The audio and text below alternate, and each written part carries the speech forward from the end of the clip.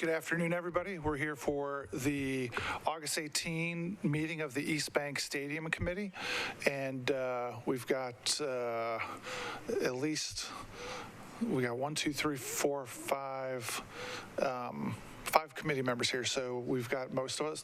Like the other meetings, this is informational. We're not going to be taking a vote, but we've got a majority of the committee here. Welcome to other council members, members of the public. We've got an agenda that the first thing on the agenda is a recap of existing lease terms regarding capital improvements. And for folks who saw the presentations at the last meeting, this is just pulling out some information, but again, with the idea that we're trying to make a library of materials that are viewable online. The recap of some of the lease provisions will go well with the presentation that follows. So we're going to start with Director Darby giving us a recap of key lease terms.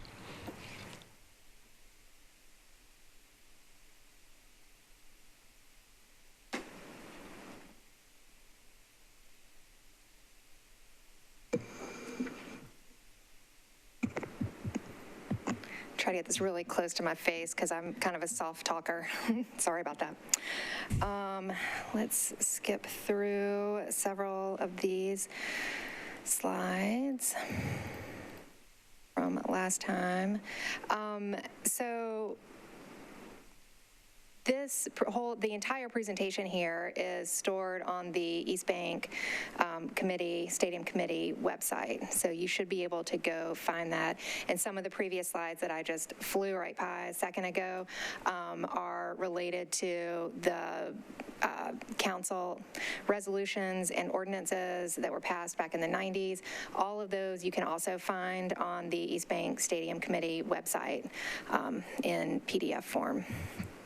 So we talked about this last time, but we all know the lease requires the lessor, who is the sports authority, to pay for all capital improvements and capital projects over there. They're supposed to cause the capital projects to be paid for. And oftentimes the way this works out is that that Cumberland Stadium, the lessee, that they will go ahead and do a capital project for the facility, and then at some point, and this has happened over the course of the life of the stadium, at some point ask the sports authority to reimburse them for those costs. The lessor is obligated to keep a capital fund and pay $1 million into that capital fund. That obligation gets passed on to Metro. So you'll note in every budget that we do annually, there is a $1 million line item that pays, that goes into this capital fund. And for many years, that capital fund was depleted every year through the reimbursement process. Over the past several years, there hasn't been an actual request. I don't think that there's been one recently. Ms. Faulkner can speak to that in a little bit, but that fund has grown to, over the past couple of years, for that, the $1 million has multiplied. Let's see. We obviously were required to, the sports authority is required to pay all of the capital project expenses regardless of the amount of dollars in the capital fund. If it's an improved item expense, which is something that is an asset or something that hasn't reached the end of its life and it gets replaced or repaired, the sports authority would be obligated to pay for the cost of the life that it has already lived, not for the remainder of the useful life of that item. And then each party is obligated to pay for its own voluntary improvements. Those are things, I think I mentioned this the last time. You will note that there are some planters around the stadium that have the Titans logo on it. Those are something that would be a voluntary improvement and I believe that the Titans paid for that many years ago when they put them out there. The lease also requires that both the parties, the Sports Authority and the lessee, cooperate with one another with regard to any capital improvements at the facility. And that means that if projects are over $10,000, that they are supposed to let the Sports Authority know what those projects are and let them know who the contractor is going to be and what the contract is going to look like, and the timing of the project. Neither party is allowed to do or supposed to do a project that would conflict with the playing season.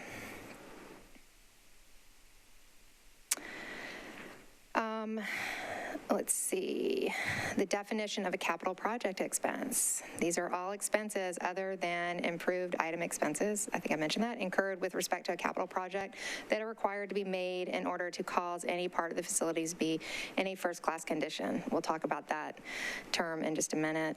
There are different categories of projects. They can be a single project or a series of smaller projects. There's a dollar figure that each project has to exceed in order to be considered a capital project. That dollar figure changes every year, and there's a formula in the lease that tells you, based on the year that you're in the lease, what that threshold figure is that you have to surpass in order for it to be considered a capital project expense that the lessor is obligated to pay for.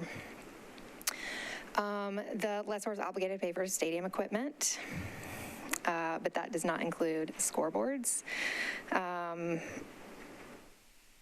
Although the scoreboards are part of a capital asset, they're just not considered stadium equipment, which has a different manner of determining how much stadium equipment is obligated to be paid for.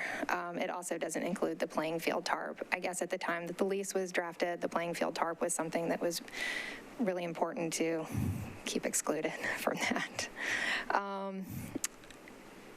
Let's see. The next slide is first-class condition.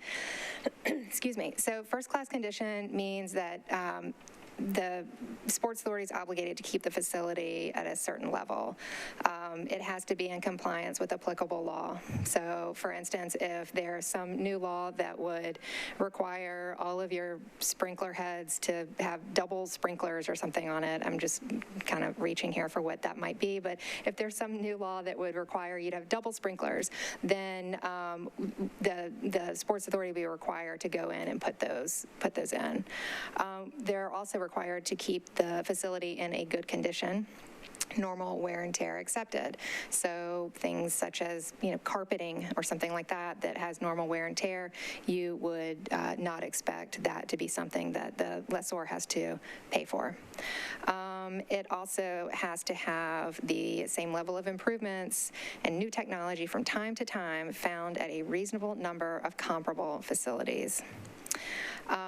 So that you can kind of parse apart a little bit. So it has to have the level of improvements and new technology, and that is found at a reasonable number of comparable facilities. So we have to look at what is a comparable facility to determine what improvements might be required or new technology. So a comparable facility is defined as a first-class sporting and entertainment stadium that is, unfortunately, it has this in the definition, that is comparable to the facility. So in order for it to be comparable to our facility, it must be a comparable facility. So there's a list of facilities that are deemed comparable facilities, but that is not the exclusive list that you look at to determine what is a comparable facility, because it's also something that's of a similar age, which is a facility that was completed 10 years before or 10 years after the substantial completion date of the stadium. And they should be located in a major metro area of the U.S. So it can include stadiums where other NFL games are played, but it can also include other, first-class sporting facilities. I'm not entirely sure, and I would welcome anybody to let me know what an entertainment stadium is, because I would think that you would have sports involved with that as well, but. So you can see the comparable facilities here, the list. I looked these up not too long ago, and I feel like some of them are, maybe one or two of them are not in existence any longer. But that's something that we can figure out later. Let's see. Here is also another non-exclusive list of what other comparable facilities could be, or NFL stadiums. And these are just NFL stadiums. Like I said, it could be baseball stadiums or any other entertainment stadium that you might find out there. These are all built within that 20-year period that is defined in the lease. And these also exclude facilities that have roofs or are domed.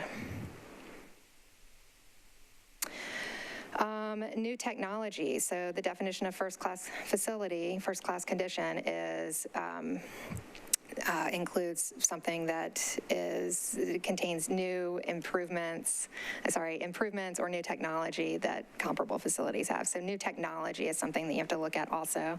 So with respect to new technology that performs a completely new function rather than being a replacement, upgrade, or enhancement of then existing portion of the facilities, it is limited to the level of improvements and new technology that at the time in question have been successfully implemented at a majority of comparable facilities.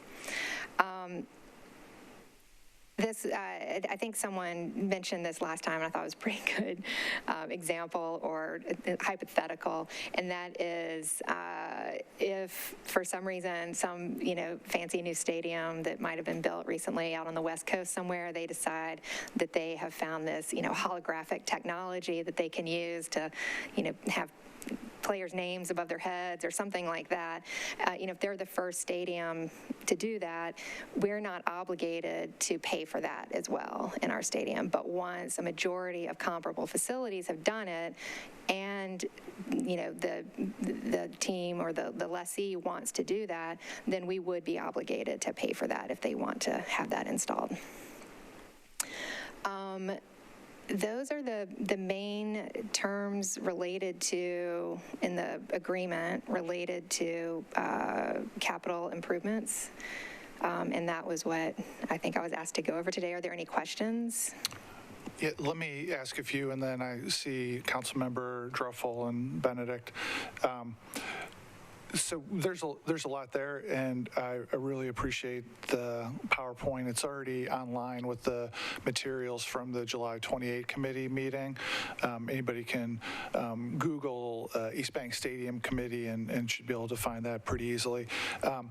So my top-level takeaways that I think are all accurate, but just let me check with you, is that under the lease, Metro pays for most, but not absolutely all, capital improvements.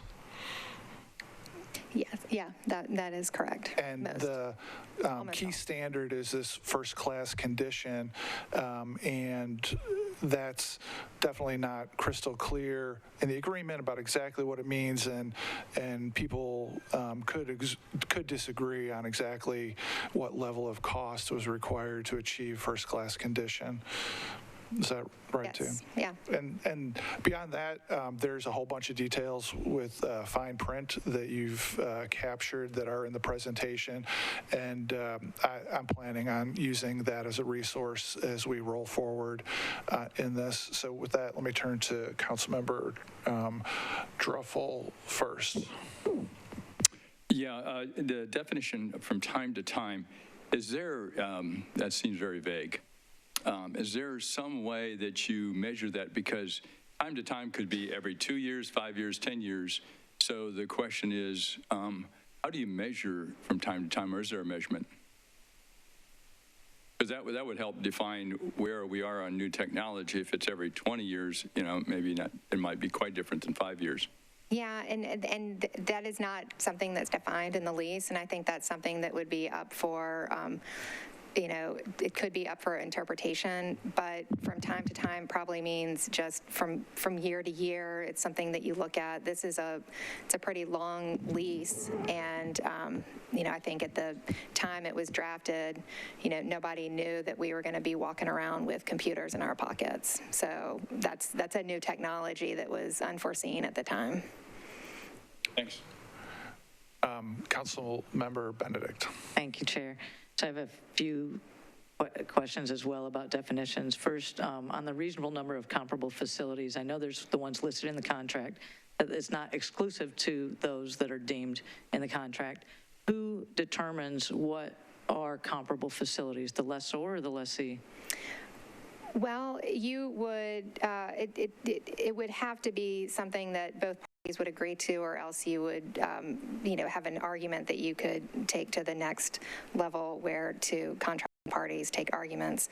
But the definition of comparable facilities, it is something that you have to, it sometimes can be difficult to wrap your mind around. But I think that the portions of here that talk about, that are those of a similar age, located in metro areas of the U.S., it's a first-class sporting event. You would not go look at a high school stadium and say that's a comparable facility. If there was and I'm thinking Texas. Texas is really big into football, right? So if some Texas high school stadium just goes, way over the top with what they're putting in their facility, we're not going to be obligated to. I would have a hard time saying that was a comparable facility to what we're looking at, and I think anybody would have a hard time saying that would be comparable to our facility, and that the lease would require us to meet that standard. Does it have to be a professional? I think I'm hearing from you, it doesn't have to be a professional stadium then. Is that right? It could technically be. I would say it does need to be a professional sporting stadium or entertainment stadium, whatever that might be.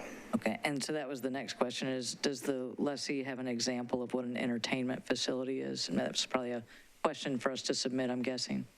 Not the lessor, but I'm wondering if the lessee has one that has been shared. Yeah, if you want to submit that question to, just in writing to Danielle Godin, then we'll put it on the list. So two other questions. Major metro area, according to whom? I think that if I had to interpret that, a major metro area would be something that is included, it's like a metropolitan statistical area or a large city. Major being top 100 in the U.S., top 25? It's not defined. It's not defined. And then same thing on I think the biggest question is, for the example of the hologram, so who decides that we now have computers in our pocket, right? So at what point is it, at what point, that's right, so who decides that holograms are the way to go? Is it the NFL? Is it the team owners? Is it the public? Well, and to use that as the example, I mean, the agreement talks about new technology or improvements in a majority of comparable facilities. So, like I said, just because one or two other stadiums had it, that's not a majority. I mean, you would have to look at, at least half, if not all, or not more than half. Hypothetically, a group of rich owners could come together, for instance, and say, we're now going to provide this in all of our facilities, and then the folks who can't afford to necessarily then end up having to provide it through municipal funds in order to catch up. And I'm not suggesting that there's anything nefarious about that, right? But I am suggesting that if somebody comes together and says, this is the new standard we want to go to, we're going to all go to this, then everybody who might have, or at a minimum us, right, who has a comparable facilities clause, would then, based on that collective determination that those owners might want to have, then we would then be responsible for that standard, even if it's not something that necessarily the fans wanted or something. It might be just, again, I don't mean to be nefarious. I don't think anybody's trying to do that. I guess in concept, I'm trying to understand that. And that's all I've got, Chair. Thank you. I was just going to add to that. I think what you might find is that since, the NFL, it's a league of all these teams, that if the NFL determines that, it's that stadiums must have this and they make everyone in the league comply with that, then we're going to have to comply with it at some point. But it wouldn't be until after 50% of the other comparable facilities had done it, then we would have to comply with it. And okay, thank you. And I guess so then in that example where I was saying majority of owners, that actually would then be like, for instance, the NFL. So, okay, thank you. Thanks, Councilmember. Anybody else with questions for? Go ahead, Councilmember. Thanks. One quick question. Bob, you had said something about capital improvements. There were some capital improvements not included, and I was just curious what those were. So there are voluntary improvements that is a defined term in the lease. I think you might have been out of the room when I said this. So voluntary improvement would be something that either the lessee or the lessor wanted to do at the facility that is not something that is required to keep it in a first-class condition. So and I use the example of the bollards, the planters around the stadium. The Titans paid to put those out there several years ago, and that was considered a voluntary expense because it's not necessary to keep it in a first-class condition. I guess a follow-up, speaking of the bollards, I think they were put in, was it a year or two after 9/11, I think, is when all that was put in. And so if they're putting comparable, I guess, security measures around stadiums, are we on the hook for comparable security measures, or are the Titans on the hook for comparable security measures? It would depend on whether it's a capital improvement or a capital asset, something to extend the life of the facility. Well, I guess what I was asking is, would it be considered comparable to other facilities if they're doing it? That's not the only definition. It also has to be something that is, something to keep it in a first-class condition. So if there was some security measure that we had to do, if something came out that said if you have facilities over, a certain number of people, some commercial facility over a certain number of people, and so therefore you have to have some security measure in there, then we would have to do that because that would be necessary to keep it in a first-class condition. Okay. That was just something the NFL did after, I guess, 9/11 that we didn't really get involved with, correct? The bollards? The bollards, yeah. Yeah, no, that all the planters on the outside. All the planters, those were considered a voluntary improvement. I got you. Thank you. Back to Councilmember Benedict. Oh, sorry, and I see somebody, thank you again for letting, I'm not on committee, but thank you for letting me ask these questions. Has there ever been, and this might be a question for Ms. Fugnatzen, is there ever been a voluntary improvement made by the lessor? She might be able to answer that. I can't think of one off the top of my head. Thank you. Councilmember Toombs. Thank you, Chair. Director Darby, since the contract says from time to time, are we required as a city to do certain improvements at a particular time? Like now there's negotiations going on. Are we required to do improvements now? Or can we say, well, we can't do that at this time and talk again at a later date? Is there any time requirement on the city? Not that the lease requires. I mean, it's from time to time, and there's a section in the lease that talks about the voluntary cooperation between the parties. So, it's kind of incumbent upon the lessee to, let the lessor know what's happening in the facility and what capital improvements probably need to happen. Several years ago, there was a, not for the purposes of, the lease, to determine whether something is first-class condition or not, or whether some improvement was needed to meet the first-class condition standard. But there was a review done of the facility to determine or to look at all of the different systems in the building, mechanical and plumbing and all of that, to determine what the life of all of those different elements and components of those systems were, so that you could kind of have an idea going forward of, from time to time, what different elements might be ending or getting near to the end of their useful life. And is there any type of good faith requirement in the agreement? And I ask that because what if the city says, well, yes, you need, $50 million in capital improvements, but we don't have the financial capacity to cover that cost. And the team is like, yes, you do.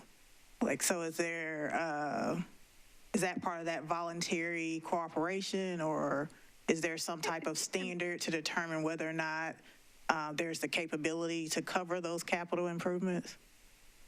We are obligated to pay for the capital improvements regardless of, and there's an item in there that talks about that capital fund that we're required to fund.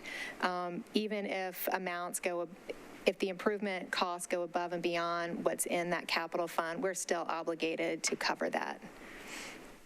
So once there's an amount attached to the capital improvements, the city has to figure out how to pay for it.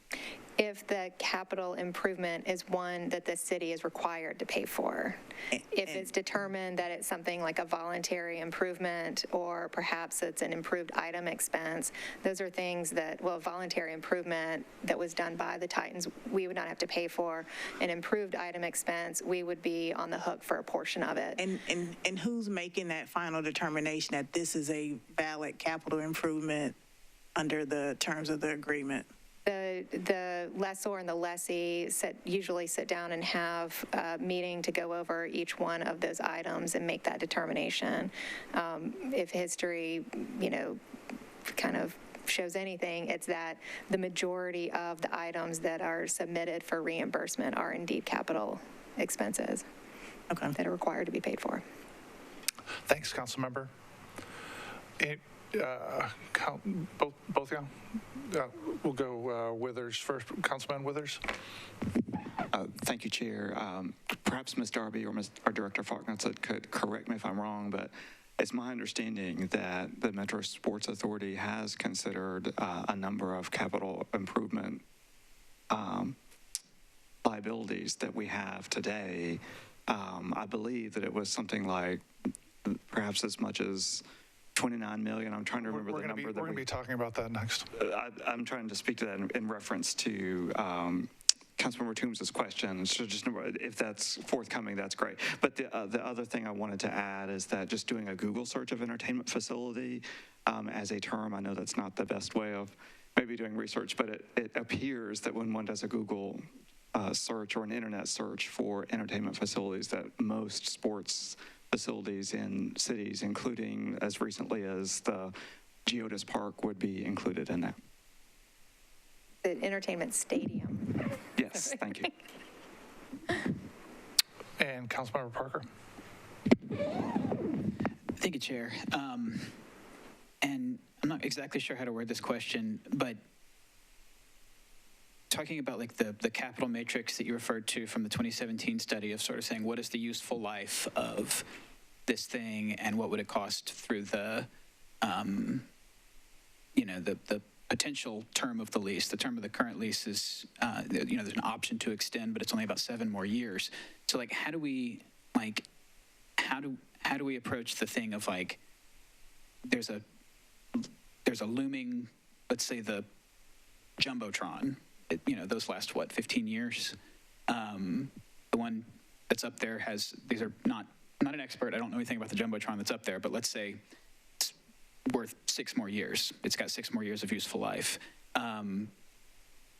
With the lessee not having extended the lease, would we be required to put a new Jumbotron in that case? If I can make a suggestion, I think that these last couple of questions, I think, will be better after the next presentation, and then we can have both of our guests available for questions. Sure. And they both might have a perspective on that. But I think it would be helpful to hear the next presentation before getting into those details.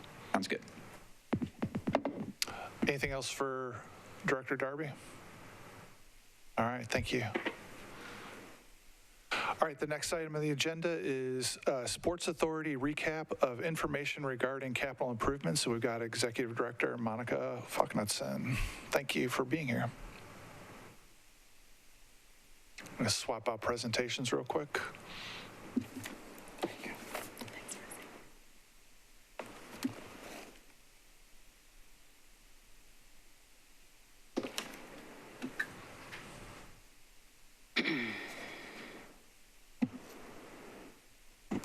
Well, good afternoon, everyone. Chair Mendez, members of the East Bank Stadium Committee, members of the council. Thank you for the opportunity to share what I hope will be useful information as you continue to compile your resources and information, both for the council and for the general public. Chair Mendez has asked me to talk about several things. The original 2017 facility condition assessment by Venue Solutions Group, the second facility study, which we expect to come out later this fall, and then also to share what's been communicated with the Sports Authority to date relative to capital improvements and the cost of a renovated or new stadium. So why was the first or the original condition assessment study performed? Around 2015, maybe early 2016, the Sports Authority began to express concern that the capital expenditures at Nissan Stadium were frankly just growing at a rate that we could not keep pace with. The $1 million annual contribution to the Stadium Capital Fund that Ms. Darby talked about was clearly no longer sufficient to meet the needs of an aging building. The board asked the Finance Department for a plan to address the growing receivable. And in July of 2016, the Metro Finance Department recommended an independent, comprehensive assessment of Nissan Stadium to be performed in order to help anticipate future costs. At that time, we were replacing all of the seats at Nissan Stadium, also doing some repairing of expansion joints, and so there were some proceeds left from the loan that was taken out for that project, and so we were able to fund the study that way. In November of 2016, Venue Solutions Group, based in Brentwood, began its assessment. The assessment was actually both for Nissan Stadium and for Bridgestone Arena. They spent several days at each facility. And then in, I believe it was April of 2017, a report was issued to the authority. The original condition assessment established a baseline on the stadium's current condition, focusing on infrastructure elements. And understanding the condition of the infrastructure did two things. Number one, it gave us, the owner, also the operator, a reasonable set of expectations regarding future repairs and replacement. And then secondly, it would provide any design team coming in the future with the critical information that it would need to develop cost estimates for future renovations. So here on this list, you'll see the areas that were assessed in the original study: architecture, interiors, major systems, roofs, structure, technology, turf systems, vertical transport, and food service. This was an extremely comprehensive study. If you've had a chance to look at this study, you'll know it's about 160 pages, complete with photos, observations. VSG conducted interviews with stadium personnel, management, ownership. They evaluated the actual condition of major physical elements and systems.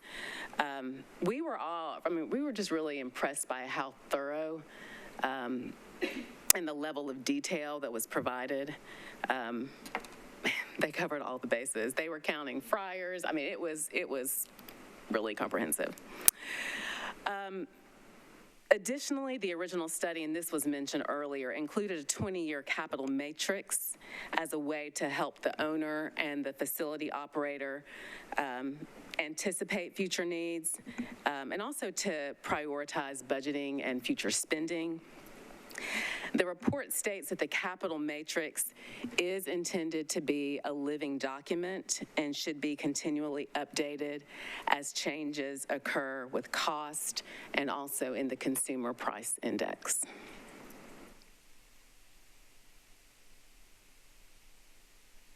You can see here that VSG estimated the total costs to maintain the stadium, to keep the building in good condition, was $293,244,600, and that's over 20 years.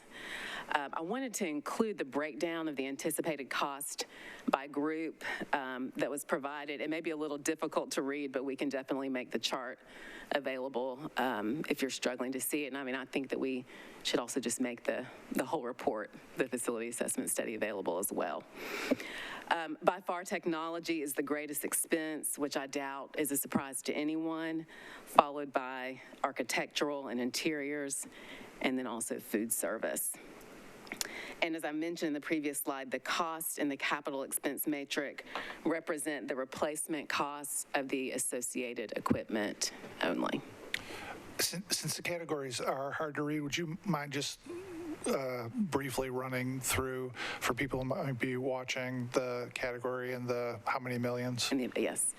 So the first group, the pink, well, it is really difficult to see, is architectural and interiors. The anticipated cost over 20 years is $59,325,216. The blue category is major systems. Anticipated cost is $29,793,000 and $753.19. Roofs is third, estimated at $1,784,807. Structure is the next one. The anticipated cost over 20 years is $32,989,381. Technology, like I said, is the largest cost at $106,597,481. Turf systems in green is next at $1,992,659. Vertical transportation is $12,342,627. And the last category is food service at $48,459,410.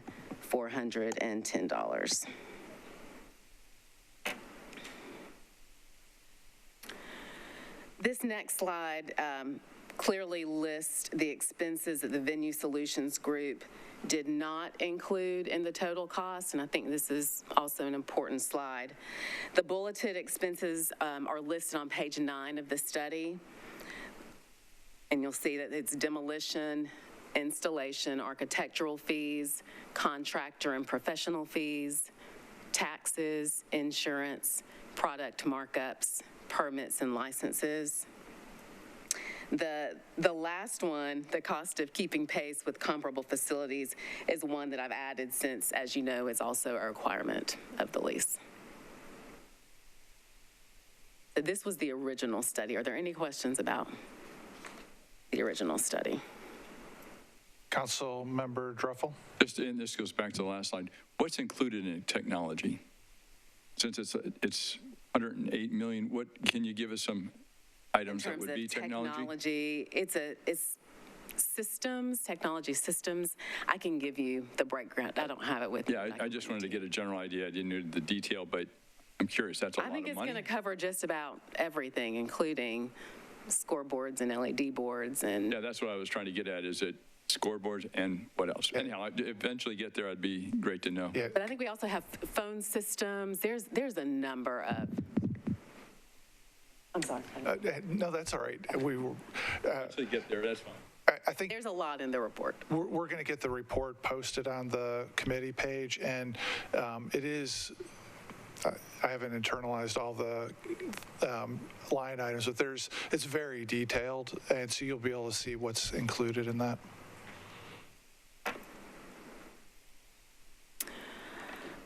So before I get into what we know at this point about the second VSG study funded by the council, I do want to preface my remarks by saying that the Sports Authority was not involved in determining the scope of this study. I don't have a lot of details, but I will share what I know regarding the prospective scope. Also, I don't believe the agreement has been executed. I hear that we're really close. I think the hope was that that'll happen in the next couple of days. So the information that I'm providing, I would consider still subject to change until we have an executed agreement. The second study, unlike the first, will be multitask. Task one, as you can see, is the facility condition assessment. You can see the areas that will be assessed: major systems, structure, technology systems. So this answers a few of those from the previous question. And vertical transport. Certain areas like roof and turf systems, food systems, were not included in the scope of this study.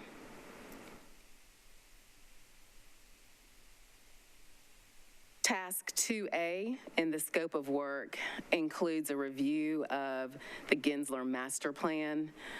For those who may not be aware, Gensler is a global design and architecture firm that I believe was engaged by the Titans. There will also be a review of pricing against the actual work, improvements, and relative cost to Hard Rock Stadium in Miami. And then Task 2B will look at the scope of improvement projects for the Carolina Panthers, Jacksonville Jaguars, and Cleveland Browns stadiums, all of which are considered comparable facilities. Based on what was communicated to the Sports Authority, the timeline for this study is about 14 weeks.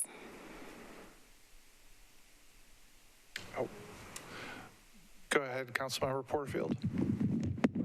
Thank you, and thank you for this very thorough presentation. I just have a clarifying question. The Venue Solutions Group, did you say Task 2A is reviewing a plan of an entity that was hired by the Titans?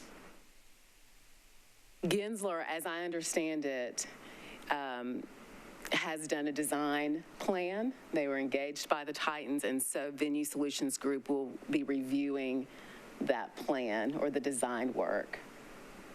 So the Venue Solutions Group is the neutral entity that is reviewing the entity that was engaged by the Titans?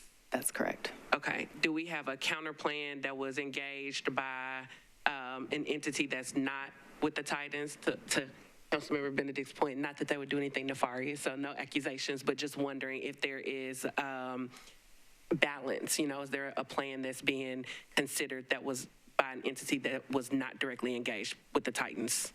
I don't think that there's a plan that wasn't, in terms of the design, that was not done at or not initiated by the Titans. But I think what Venue Solutions Group is trying to play that role, and let's look and see what has been presented and kind of give some feedback there. Okay, thank you.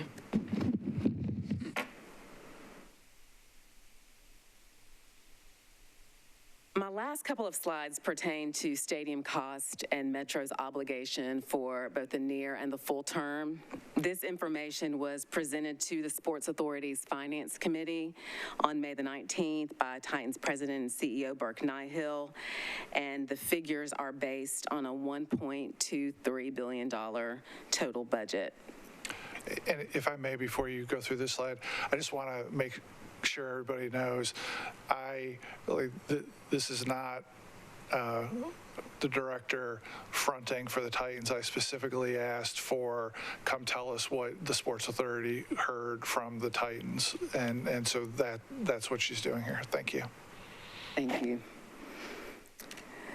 In his presentation, Mr. Nihill shared that Turner Construction and AECom Hunt were engaged to provide projections related to hard cost. Soft cost estimates were made in-house but vetted by an outside firm. You can see that when you add the two estimates, the hard cost and the soft cost, the total is $918 million. I do want to note that the hard cost estimate, which is construction material and labor, does not include the areas the Titans are responsible for. Okay, that's luxury suites, locker rooms, corporate offices, and other areas that are used solely by the Titans. So to determine what the Titans believe is Metro's total near-term obligation, that's Metro's cost to renovate the stadium between 2023 and 2026. They take the $918 million estimate for hard and soft costs, and then they add to that Metro's current unpaid obligation for capital expenditures. So at the time of the presentation in April, it was about $27 million. It has grown since. And so it is right at $30 million right now. And so based on the April projections, this is a total of $945 million would be Metro's total near-term obligation. Then to calculate Metro's full-term obligation, as presented to us, the Titans took the near-term cost or the renovation cost of $945 million and added what they estimate it will cost to maintain and update Nissan Stadium post-renovation from 2027 to 2039 when the lease ends. And as you'll see here, that number is $894 million. Hey, our understanding is that they derived those estimates the same way that they derived their renovation estimates, a combination of projections from AECom Hunt and their in-house project executive. So what the Titans have presented to the Sports Authority as Metro's full-term obligation is $1.839 billion. Mr. Nihill did note that this figure does not contemplate the cost of keeping pace with comparable facilities. Finally, as the committee meeting was ending, we did have a member who asked about the cost of a new stadium, and the estimate that was given to us was between $1.9 and $2.2 billion. Council Member Benedict. Thank you, Chair. On the cost to construct a new stadium, so let me back up. So the full-term obligation for maintenance and upgrades is $1.8 billion up until 2039. The $1.9 to $2.2 billion for the new stadium, what's the term on that? I don't have that information. I don't know. Thank you. Council Member Porterfield. That was my question.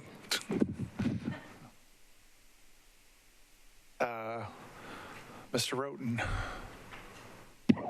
Thanks, Bob. I was just, as we were going through everything, so the cost on the 2017 study, you had a whole list of things that were not included. Do we have an estimate of what the cost of those items were? No, because they were not included, so we don't have. So it was the 200-something million plus the other costs, but we don't have a list of that. That's correct. We don't have anticipated cost of this. Okay. And I was just thinking of one thing that I know Larry Hager and I, we go sit together sometimes, and there's big squishy stuff in between the concrete over there, which I guess is the joints in between the concrete. And I started thinking, I was like, well, that started back in 2010 when we had the flood. And I know the stadium flooded. What did we spend on that? And was there any analysis done of possible damage to the stadium at that time? I know this might predate you, but I was just curious because I remember it flooded, and I didn't know what happened over there, so I'm just curious.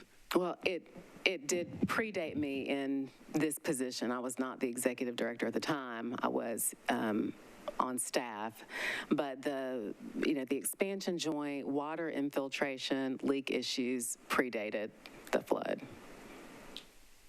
Those have been going on for a very long time. But after the flood, I don't remember what the costs were. Do you know what the costs were? We can look and see. I don't have that information. And did anyone do any structural analysis of after the flood, if anything happened to, I mean, I'm sure someone did. I was just curious how much we spent and if anything was done over there at the time. If I can see what I have and get back to you, I'd like to do that. Thank you.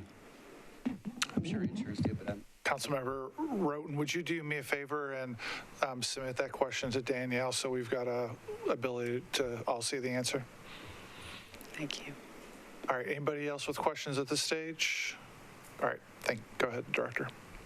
Well, that's really the end of my report. I'm glad to answer any questions, especially as it pertains to the studies. I suspect a lot of the questions may be better asked of the Titans. I got Parker Dreffel, Porterfield. Thank you, and thank you, Director, for being here. So I guess to sort of rephrase my previous question, you know, the figure, the initial term obligation, the short term 2023 to 2026, you know, that figure of $918 million, you know,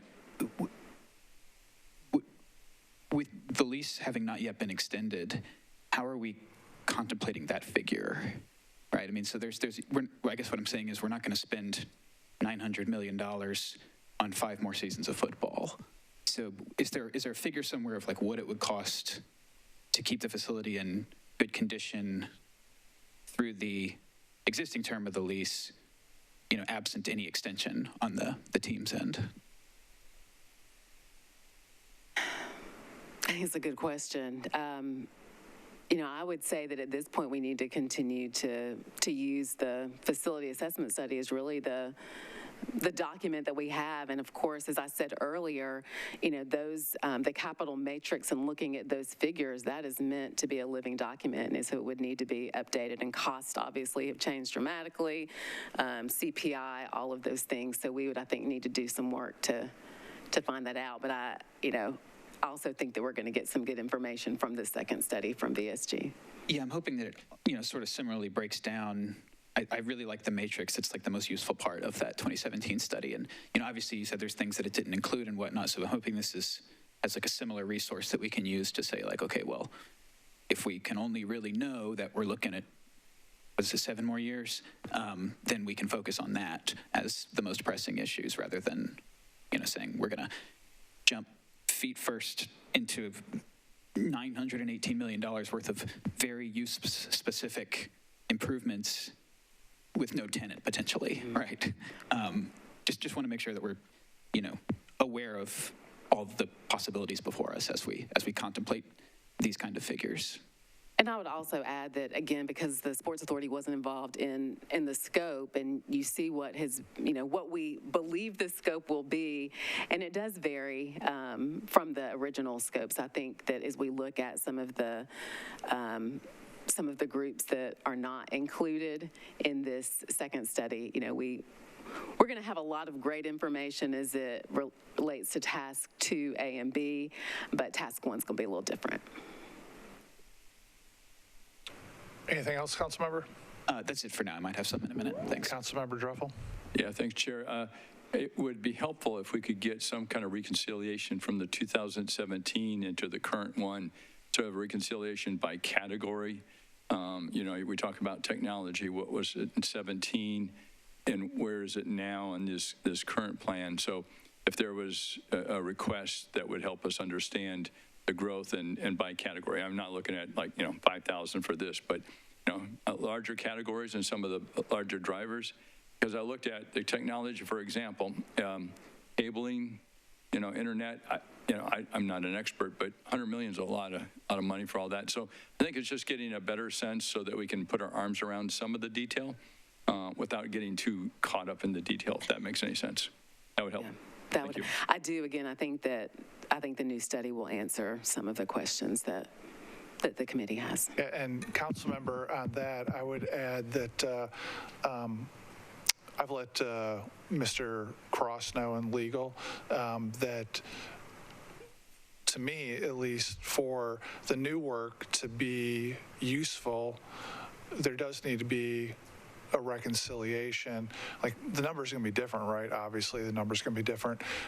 And like I'm pretty agnostic. Like, I just want to know what the categories are. If 20% of the difference is, different scope, like, great. If it's steel's more expensive, okay. But I'm hopeful that, I express that, I'm hopeful that the scope makes it so, and I'm looking at Mr. Jameson. Exactly. Yeah. All right.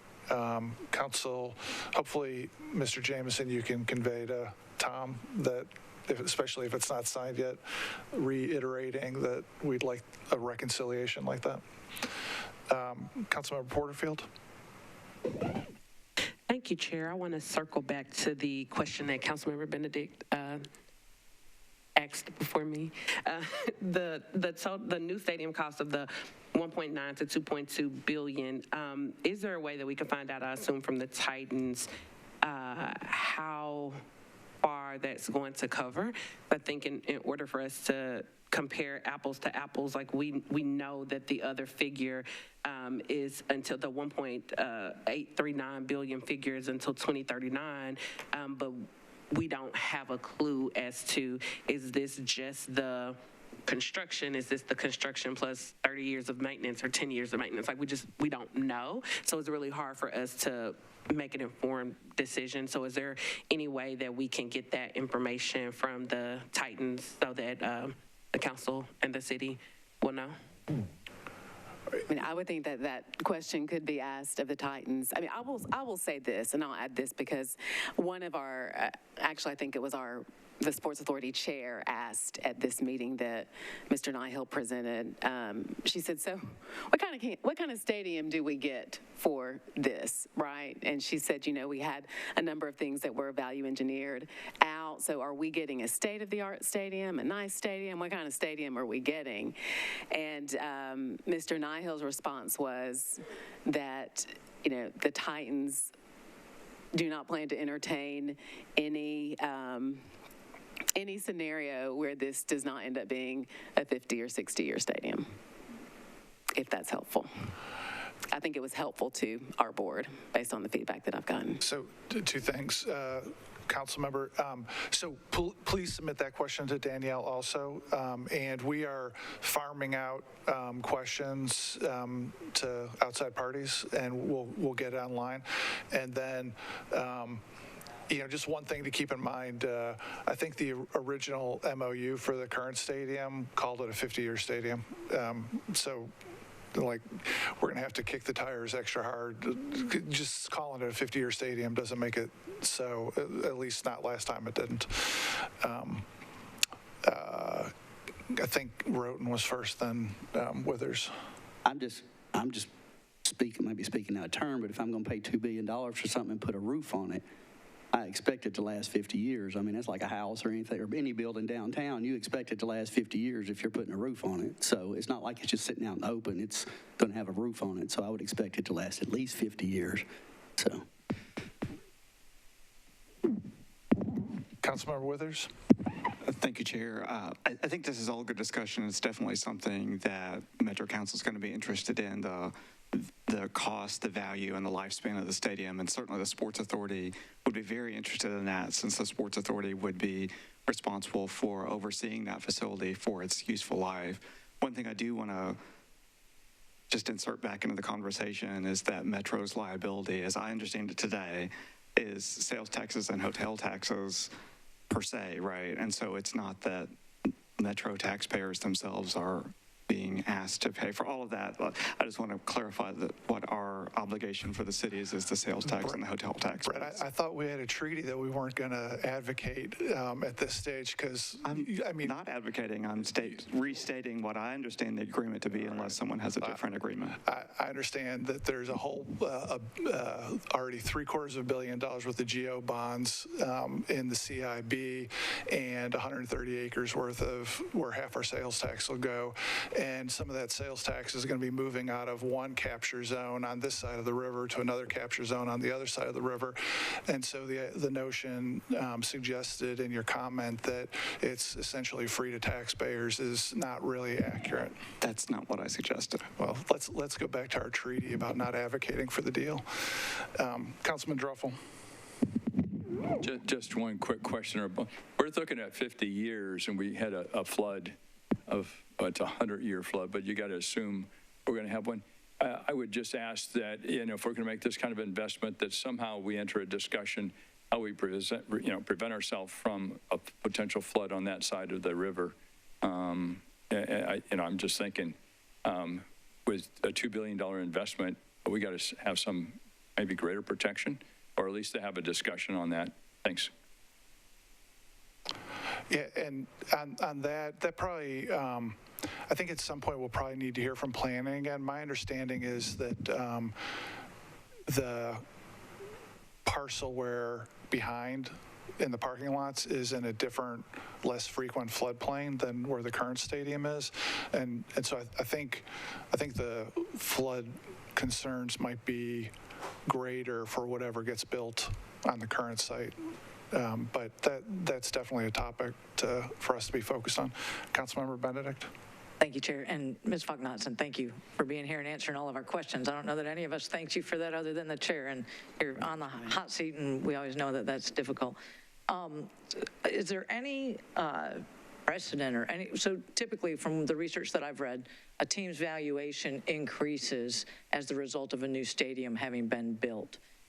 Is there anything that precludes the city or the sports authority rather, receiving some benefit from that increased valuation in exchange? So for instance, if the taxpayers put up X hundreds of millions of dollars, is there a way to get that funded based on the organization's increased value that they've picked up based on the municipally funded facility? Does that make sense? I guess my question, I think there might be something in the NFL that they don't allow that, but I'm just trying to understand. And if you don't know, we can submit that too. Please submit that. Okay, thank you. Anybody else questions for either of our speakers? All right, thanks very much for coming today to talk to us. Really appreciate it. Thank you. And then before we wrap up, just a couple of housekeeping things. So the next meeting is August 30th. Originally, it was scheduled for the 31st. It's now the 30th at 4:30. That's a Tuesday. And the scheduled event for the topic for that day has been to have the team and/or the administration come in and tell us what the current status of negotiations are. And then right before this meeting, Councilman Druffel suggested that we schedule some time to just talk amongst ourselves about, like, really whatever you want to say, observations about what we've heard so far, topics that we need to cover going forward. Hopefully, after hearing that status update, we'll maybe have a more clear idea of the timeline that we're on, which right now we don't really know. So I think I'm going to add to the agenda, may have the first hour allocated to the team / and/or administration, depending on how they want to handle it, and then leave the last half hour for us to have some discussion about where we go next, if that is okay with everybody. Councilmember Benedict? Thank you. When do we expect the answers back to the questions we submitted? Oh, thanks. Okay. So the questions that have been submitted so far, and please keep submitting them, we've, along with Director Darby, Ms. Godin, we're working on them, and a lot of them are going to be able to be answered by the council office, and where they're being outsourced, we're asking for responses by the end of the month. So hopefully right around Labor Day, we can have the first round of questions and answers posted online. So now is a particularly good time to keep the questions coming. And then the website, I think I told you in the last couple meetings, was going to be a work in process as we accumulated information. Just in the last day, the page has taken an evolution forward. So now there's links to meetings, and for each meeting it'll have links to the presentations from that day, the agenda from that day, and the video from that day. And as of just a couple hours ago, there's now the beginnings of information by topic. And one of the things that's been uploaded is all the legislation from the current stadium. So that's all there if somebody wants to review it. And we're going to keep accumulating information and try to get the library to be as robust as we can. Because it's the by topic as well as by meeting is brand new. Please take a look at it, and any suggestions, happy to entertain those. So that was the rest of what I wanted to add.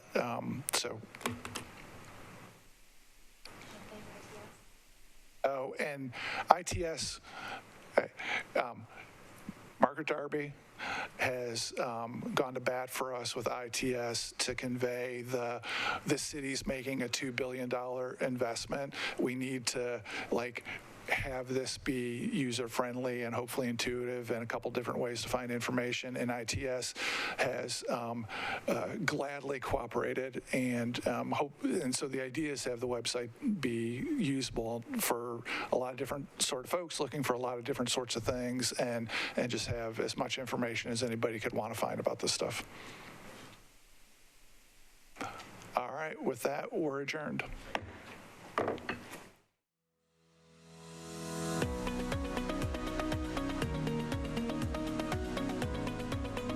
This has been a service of the Metro Nashville Network. If you would like to see this presentation again, or for more information on this and other programs, visit nashville.gov.